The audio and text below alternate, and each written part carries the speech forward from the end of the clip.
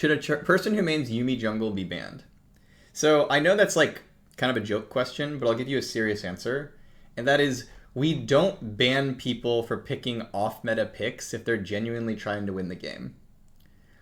So it is totally fine and totally okay to main a character who's bad in a role, right? Like, if you're like, my ultimate fantasy is a Jinx jungle player, and you just play nonstop Jinx jungle, and you do your best, and you try to win every game, you know, your skill at Jinx jungle, combined with Jinx jungle's power, is going to even out and put you in games where it works over the long term, if that makes sense, right? And so, like, at a base level, there's not like any banning clause that says if you're playing a weaker champion in a role, you should be banned or something like that. As long as you're trying to win, as long as you think it's a good pick for you and you're trying to win. That is very, very different from like deliberately playing bad characters, right? To like lose the game, right? So in your question to like, should someone be banned for playing Yuumi jungle? If in a lot of cases, them playing Yuumi jungle probably represents them trying to lose the game, right? So if that's the case, you know, that's probably bannable. But if they're legitimately a Yuumi jungle main who has found a way to make it work and plays the game and is trying to win, like, that's okay.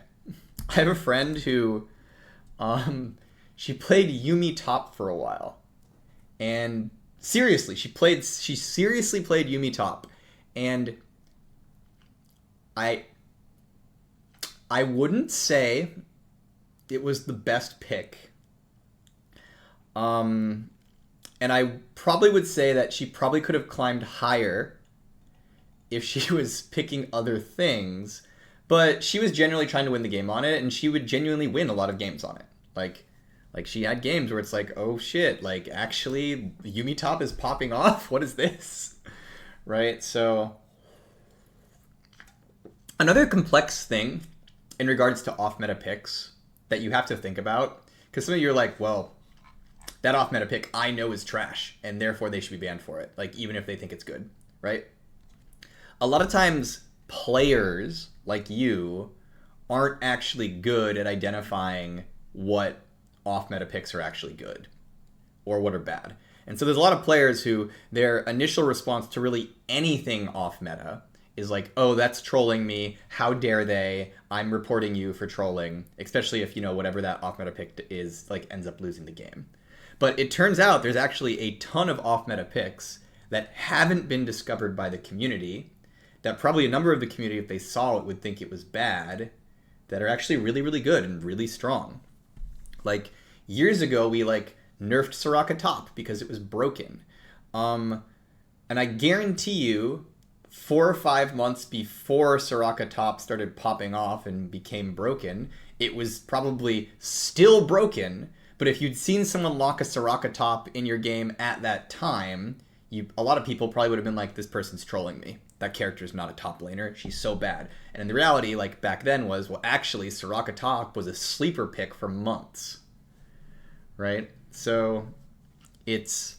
And, like, people do this all the time. Like, I'll tell you one time I did it. I was duoing with a friend, and I was playing jungle, and they were playing mid, and we were not doing so well, and we saw that our Caitlyn bought a Hullbreaker. And I was like, Hullbreaker? What? Our Caitlyn's trolling us. Our Caitlyn is trolling us. She just wants to lose the game. And, you know, I even questioned the Caitlyn in chat, in game. I was like, Hullbreaker? What? Right? And it was like, and to me, I was like, clearly I'm getting trolled. Clearly the game is lost. Like, this Caitlyn doesn't want to win. Right? It turns out that Caitlyn was just buying Hullbreaker before it actually became a, like, niche meta pick on AD carries. Like, if you hadn't known, Hullbreaker, a number of AD carries this season have actually started picking it up some games. Because it's, especially when some of the other items were weaker, like, it was actually a decent pickup. Like, and so, like, it turns out that Caitlyn wasn't buying it to troll or because she was giving up on the game. She was buying it because she legitimately thought it was good. And P.S. it legitimately was good! We won that game, by the way. Right? But it's like, because it wasn't meta, And because I wasn't used to it, in that moment I thought I was getting trolled, right? So like that's the challenge there. Why are there no ability crit items? Because imagine if KARTHUS R had a 50% chance to do increased damage. That's kind of the issue, is just like the variance on that kind of item in League of Legends for a lot of different abilities would be pretty messed up. By the way, one of my favorite old memes from the old League of Legends boards is the answer is always KARTHUS. And one of the reasons that I really like it is that it's still applicable to this day. And so a lot of roster-wide questions you could ask about the game is just KARTHUS. The answer is just KARTHUS. Right? It's like, if you could have an ult as your passive, who should it be? KARTHUS. If you took one ult and put it on Jinx, which one would you take? KARTHUS. Which spell is the strongest? KARTHUS. If a champion was released today and it was going to be called 200 years, which spell would be most likely to apply? KARTHUS. Right? KARTHUS ult is just, that's the spell. That's it. It's a good one.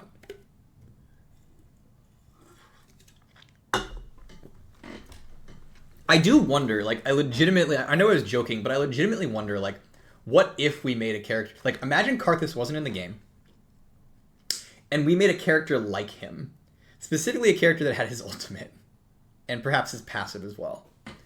Like, if we just, like, tomorrow we're like, and our next character, they push R, and every person on the map takes massive amounts of magic damage. No counter. It's like, seems good. Seems pretty good.